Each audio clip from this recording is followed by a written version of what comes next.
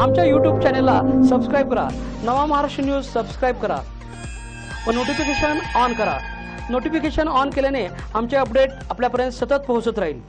शांतीनगर कंजारभाट वसाहतीमध्ये कोल्हापूर शहर पोलीस उपअधीक्षक प्रेरणा कट्टे यांच्या पथकानं छापा टाकून सुमारे 2 किलो गांजा जप्त केला आहे. या प्रकरणी नंदा सावंत नेतले वय वर्ष 50 राहणार कंजारभाट वसाहत या महिलेला ताब्यात घेण्यात आला आहे. गावबाग पोलीस ठाण्यापासून जवळच असलेल्या कंजारभाट वसाहतीमधील कारवाईमुळे या परिसरात आता मोठी खळबळ उडाली असून नागरिकांनी या ठिकाणी गर्दी केली होती.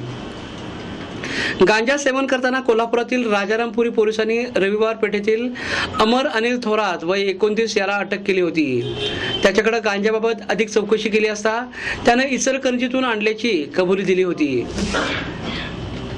अधिक मिळालेल्या माहितीवरून आज कोल्हापूर पोलिसांच्या पथकानं शांतीनगर कंजारभाट वसाहतीमधील नंदा नेतले हिच्या घरावर छापा टाकला. घर जडती घेतली असता सुमारे 2 किलो गांजा मिळून आला. हा गांजा जप्त करून नंदा नेतले हिला ताब्यात घेतला आहे. या कारवाईमुळे शांतीनगर परिसरात खळबळ उडाली आहे.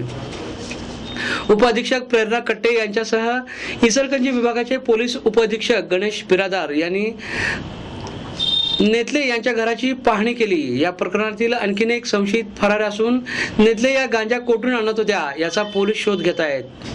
दरम्यान गावबाग पोलीस ठाण्यामधून शांतीनगर परिसर हाकेच्या अंतरावर आहे. इथं गांजा साठवला जातो याची माहिती कोल्हापुरातील पोलिसांना मिळाली. मात्र स्थानिक पोलिसांना त्याचा मागसूमही लागला नाही. त्यामुळे आता आश्चर्य व्यक्त होत आहे.